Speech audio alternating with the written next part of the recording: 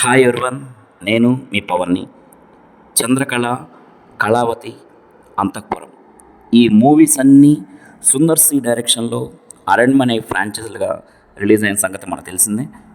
Course ఇవి మనల్ని ఆడియన్స్ని బాగానే ఎంటర్టైన్ చేశాయి. ఇప్పుడు లేటెస్ట్గా ఈ అరణ్మనే ఫ్రాంచైజ్ నుంచి అరణ్మయ్ 4గా వచ్చిన బాక్ మూవీ ఎలా ఉంది అని ఈ వీడియోలో మాట్లాడుకున్నాం. ప్రీవియస్ మూవీస్ లాగే ఇది కూడా హర్రర్ కామెడీ జానర్ భయ.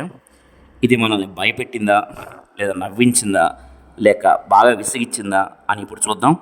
సో డీప్ రివ్యూలోకి వెళ్ళే ముందు నా వీడియో మీకు నచ్చినట్టయితే please like, share and subscribe చేసుకొని బెల్ సింబల్ మీద క్లిక్ చేయండి భయ. నా నోటిఫికేషన్స్ మీకు వస్తాయి. సో ఇప్పుడు coming to the review of Baak. Previous movies లాగే ఇది కూడా సేమ్ థీమ్లోనే ఉంటుంది భయ. థీమ్ అయితే అన్ని మూవీస్కి 4 మూవీస్ ఒకటే థీమ్ ఉంటుంది. సో ఆ 3 మూవీస్ మీద ఐడియా ఉంటే ఎక్కువ ఎక్స్పెక్టేషన్ లేకుండా థియేటర్కి అయితే వెళ్ళొచ్చు భయ. ఒకసారి చూడొచ్చు. ఎందుకు చూడొచ్చు అంటారా? చెప్తాను.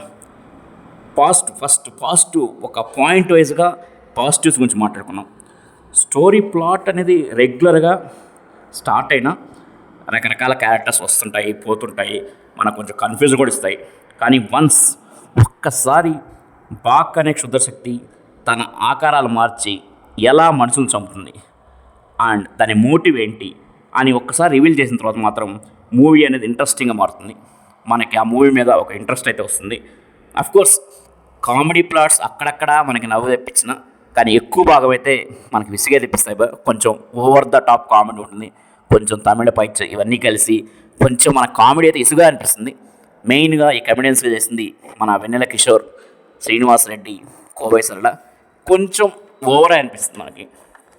అండ్ శివశంకర్ క్యారెక్టర్లో మన సుందర్ సి ఆల్మోస్ట్ మూవీ మొత్తం తనే లీడ్ చేశాడు. సో యాజ్ యూజువల్గానే బాగానే చేశాడు. Background score by hip hop Tamizha is nice. ఒక హర్రర్ మూవీకి కావాల్సిన ఇంపాక్ట్ అయితే ఇచ్చాడు కంపల్సరీగా. సో అంటే ఇన్వాల్వ్ అవుతాం మనం ఆ మ్యూజిక్ వల్ల, బ్యాక్గ్రౌండ్ వల్ల మూవీలో ఇన్వాల్వ్ అవుతాం. మెయిన్గా తమన్నా గురించి మాట్లాడుకోవాలి భయం. శివాని క్యారెక్టర్లు అయితే చాలా బాగా చేసింది. క్షుద్రశక్తి నుంచి తన పిల్లల్ని రక్షించుకునే కొన్ని సీన్స్ అయితే అల్టిమేట్ చేసింది మేము. ఒక కొత్త తమన్నానైతే ఈ మూవీలో చూస్తాం భయ్య కంపల్సరీగా. సో ఈ మూవీలో తను నార్మల్ హ్యూమన్గా అండ్ దెయ్యంగా కూడా మనల్ని బాగా అలరించిందని చెప్పాలి. రాశి కన్నా ఇంకో క్యారెక్టర్లు ఉంది ఓకే, బట్ తనకు అంత స్కోప్ లేదు మూవీలో, బట్ ఉన్నంతలో బాగానే చేసిందని చెప్పాలి. Finally the main plus point of this movie is climax portion మే. చాలా బాగా తీశాడు, అలా చూస్తూ ఉండిపోతాం. ఆ విజువల్స్ కానీ, VFX and graphics, production values ఇవన్నీ టాప్ నాచ్ వే. అఫ్కోర్స్ సినిమా 2 hours మనల్ని కొంచెం బోర్ కొట్టి చేసిచ్చినా సరే ఆ లాస్ట్ ½ an hour క్లైమాక్స్ మాత్రం అలా ఇన్వాల్వ్ అయిపోతాం క్లైమాక్స్లో. సో ఇది ఒక పెద్ద ప్లస్ పాయింట్ అని చెప్పచ్చు మూవీకి.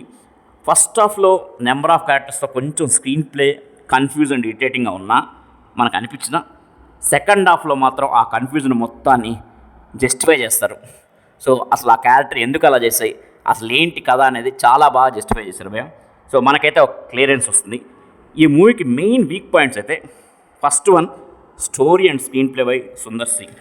అండ్ అవే ఫ్రాంచైజీలు, అవే టైప్ మూవీస్ అనేవి ఇంకా చేస్తే మాత్రం చాలా బోర్ కొట్టేస్తుంది.